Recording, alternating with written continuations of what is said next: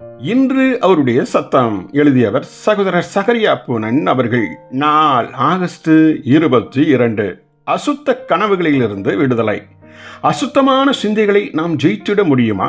இப்பகுதியில் நாம் உண்மையுள்ளவர்களாய் இருந்தால் கொஞ்ச காலத்திற்குள் அதற்கு மரணம் சம்பவிப்பதை நாம் கண்டிட முடியும்.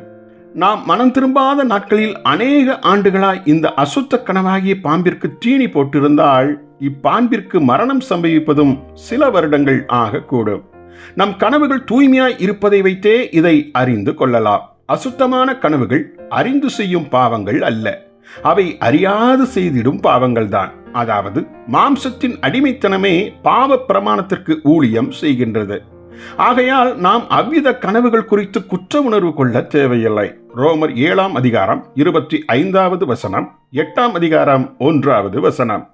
நாம் இவைகளை அறிக்கை செய்யாமலே இயேசுவின் ரத்தம் நம்மை கழுவி சுத்திகரித்து விடும். ஆம், அறிந்த பாவங்கள் மாத்திரமே அறிக்கை செய்யப்பட வேண்டும். 1 யோவான் 1 அதிகாரம் 7 வசனம் அறியாத பாவங்களையே குறிப்பிடுகின்றது. நான் ஒளியில் நடந்தால் நம் எல்லா அறியாத பாவங்களையும் இயேசுவின் ரத்தம் தானாகவே நம்மை சுத்திகரித்து விடும். ஆனால் 9 வசனமோ நாம் அறிந்த பாவங்களை அறிக்கை செய்து பெறும் மன்னிப்பை குறிப்பிடுகின்றது.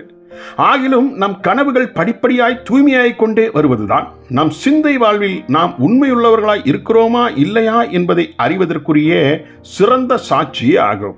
அவைகள் மறுபடியும் தோன்றினால் சரிதான், நாம் சிந்தை வாழ்வில் மறுபடியும் பின்மாற்றமடைந்து வீழ்ச்சியுற்றதே இந்த அறிகுறி. இவ்விதம் நம் சிந்தை வாழ்வில் நாம் எவ்வளவு உண்மையுள்ளவர்களாய் இருக்கிறோம் என்பதை கணக்கிடுவதற்கு இந்த பரீட்சை நமக்கு மிகவும் உதவுகின்றது. 100% உண்மையான ஜீவியம் சம்பூர்ண வெற்றியை நமக்கு கையளித்துவிடும்.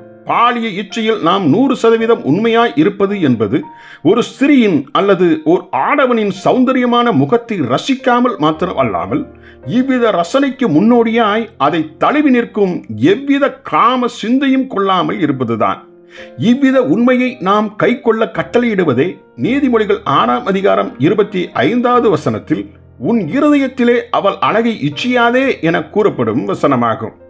இவ்விஷயத்தில் உண்மையாய் இருந்து தங்கள் கனவுகளில் தூய்மை பெற்றவர்களும் மிகவும் கொஞ்சமே உள்ளார்கள். ஜெபிப்போமா? அன்பின் தந்தையே, நாங்கள் அறிந்து வாழும் எல்லையில் சிந்தையில் தூய்மையாய் வாழ்ந்து அசுத்த கனவுகளிலிருந்து விடுதலை பெற உதவி செய்தருளும். ஆமேன்.